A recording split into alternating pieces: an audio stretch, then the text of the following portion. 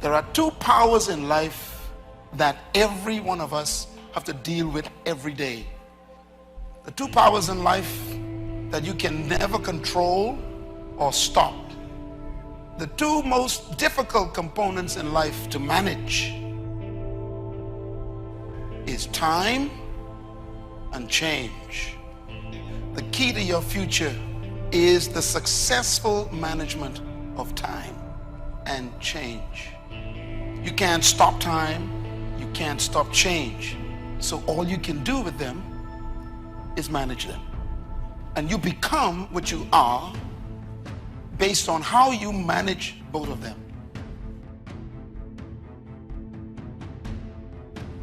I want to simplify life for you. You are simply a product of how you use your time and how you manage the changes you've been through so far. And what you become in 10 years from now will be a result of how you manage time and the changes. What did I do with the year that just passed? How much of it did I waste watching television? Being with people who had no interest in success? Being involved in habits that didn't improve my life? What did I spend that year on?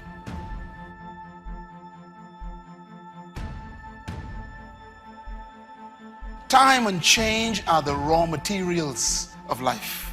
These are two things you can't stop, and they keep moving, they keep happening, and they build your life. Time and change are building blocks. In other words, time and change are the only commodities in life that every human have in common. All of us are given 24 hours every day, and all of us are subject to change every day. So no one is better or less when it comes to time and change. Time also gives you this opportunity for you to make plans, to plan your life. And the secret to life is effective management, time and chance. You cannot control time nor change, but you can plan the way you use them. Successful people are simply people who effectively planned how they use time. Someone said, if you aim at nothing, you will never miss. Planning creates bullseyes. It creates destinies. It creates targets. Without a plan, you are just shooting in the wind. Don't allow another year be a year of just shooting in the wind. I mean, really, how many years ago did you come up with what you could and couldn't do in your life? How many years ago? Most people, if they really look at how they're living their life today, it's based on a set of standards, a set of beliefs that they made choices about 10, 20, 30 or more years ago. I mean, very often we made decisions in our youth about what to believe, about what we were capable of, about who we are as a person, and that becomes the glass ceiling, if you will, that controls us. I'll give you an example. Look at your physical body. Your physical body today is an absolute reflection of only one thing, not your goals, not your desires, but your standards. Again, the strongest force in the human personality is this need to stay consistent with how we define ourselves. That's what's going to make your death so sad, is that you never live first. You never fully engaged. You never fully studied. You never fully invested in anything or anybody. You want to get something that you are not willing to give. You have never been joined. You just wore the dress, got the plaque, they threw the rice, you took the job, but you've never seen what you could be if you threw your whole self at your dream.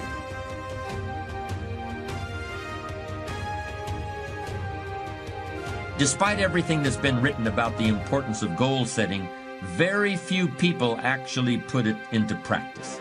It's always amazed me the way the average guy puts more thought and effort into planning his 2-week vacation than he devotes to planning his life. Challenge creates strong character, and goals represent challenge in its most positive form.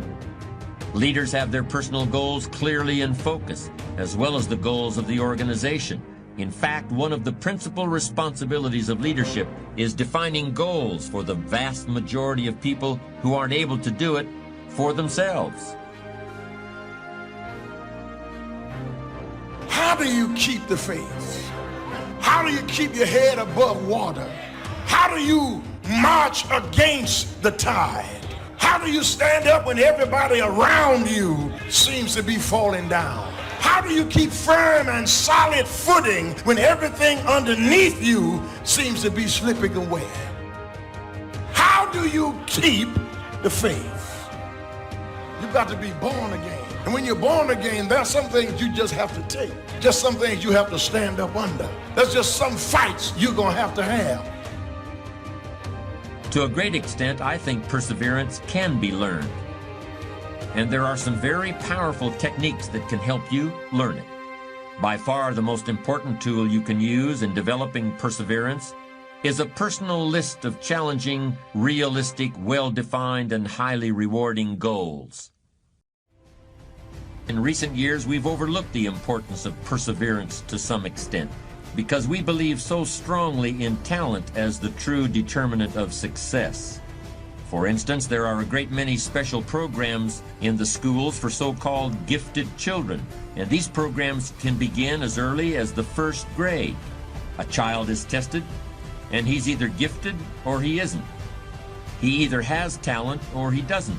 Our expectations of him change based on how he does on those tests, and his expectations for himself change also. Of course, there are some educational systems that place a little less faith in talent and a little more faith in long, hard work. And since those systems have been the source of some incredible progress in recent years, I think it's important to look closely at perseverance and how you can get some of that stuff, whatever your gifts and talents may be. You don't have to lose your faith just because God didn't say yes to what you requested him to do. You don't have to have a nervous breakdown, a pity party, throw in the towel just because you didn't get the job, didn't get the house, didn't get the healing, didn't get what you wanted from the Lord. You don't always get your goals, but you always get your standards. Everybody in life gets their musts. They don't get their shoulds. Most people have a list of shoulds, don't they? Don't you have a list of the shoulds, things you should do, you should follow through on? I should get into the office earlier. I should be, more confident. Whatever your should list is, when you decide something is a must for you, an absolute must, when you cut off any possible, you say, I'm going to find a way or I'm going to make the way. Some people get it the first time they hear it. And then some folk got to go home and chew on it and think about it and turn it over in their minds. And sometimes it takes a year, 5 years, 8 years. You can't be impatient with the seed coming up because every seed does not come up at the same time. You have to be patient with the soil. You have to tend it. You have to take care of it. You have to make sure that when the seed is ready to be cast, that the soil is ready to receive it. The opposite of perseverance is procrastination. Perseverance means you never quit. Procrastination usually means you never get started. Although I consider the inability to finish something to be a form of procrastination. Ask people why they procrastinate, and you'll often hear something like this: I'm a perfectionist. Everything has to be just right before I can get down to work.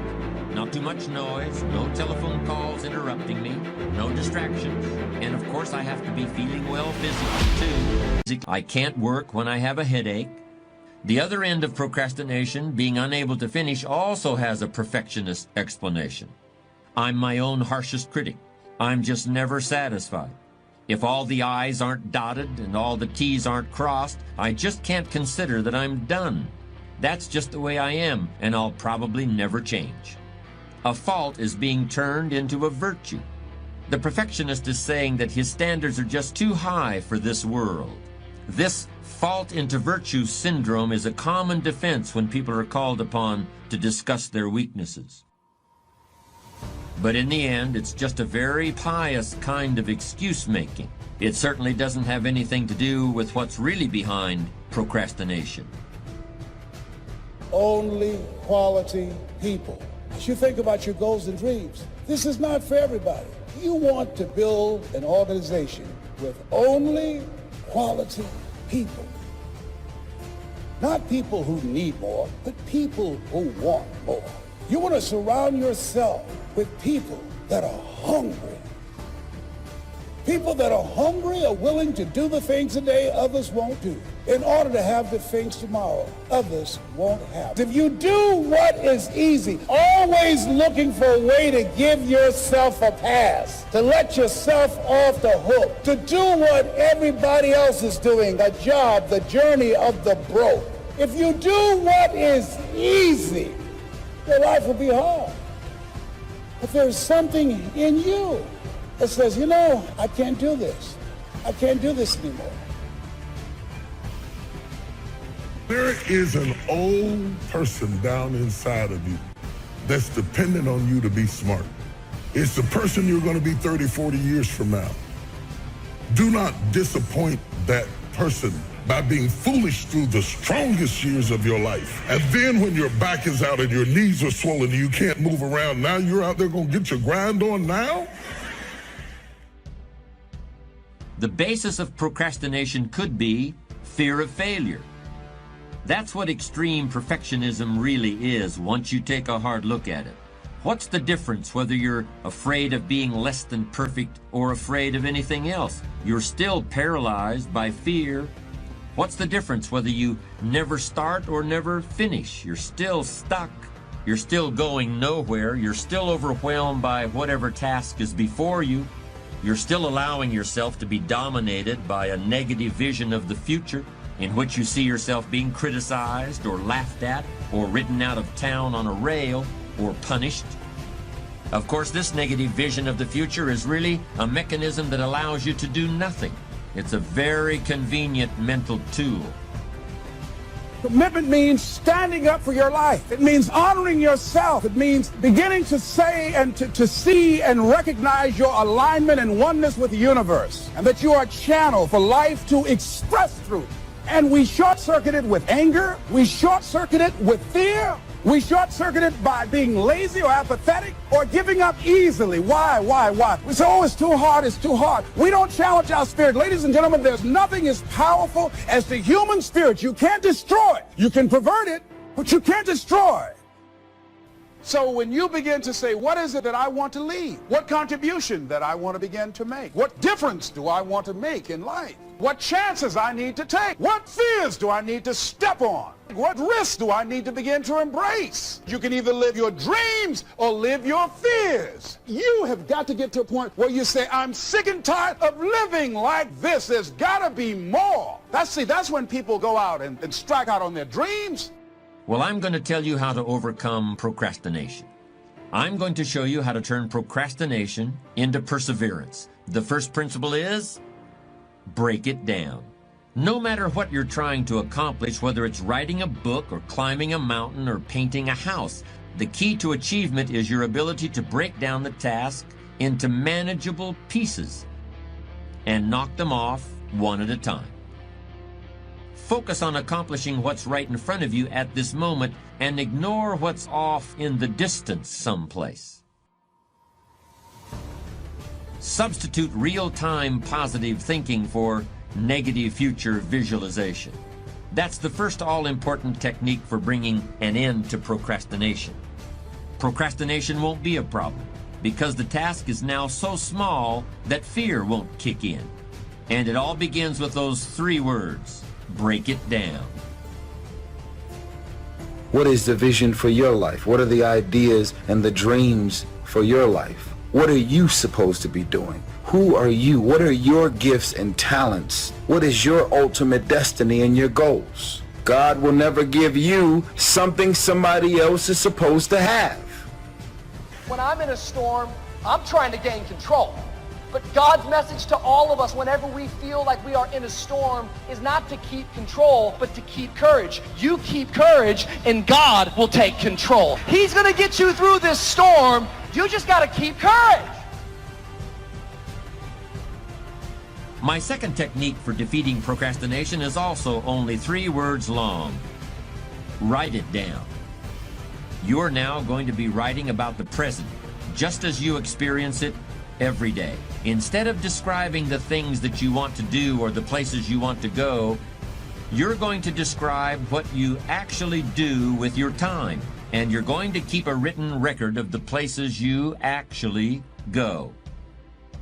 You're going to keep a diary of your activities, and you're going to be amazed by the distractions, detours, and downright wastes of time that you come up with during the course of a day. All of these get in the way of achieving your goals. What else do you have to do to gain the benefits of this extremely powerful productivity technique? Nothing. You don't have to do anything else at all. It's just a process for making yourself aware of how you actually spend your time. You will naturally and effortlessly begin to reorganize your life. Perhaps that seems like too much to believe, but it's true. This is how you get yourself started. This is how you put an end to procrastination.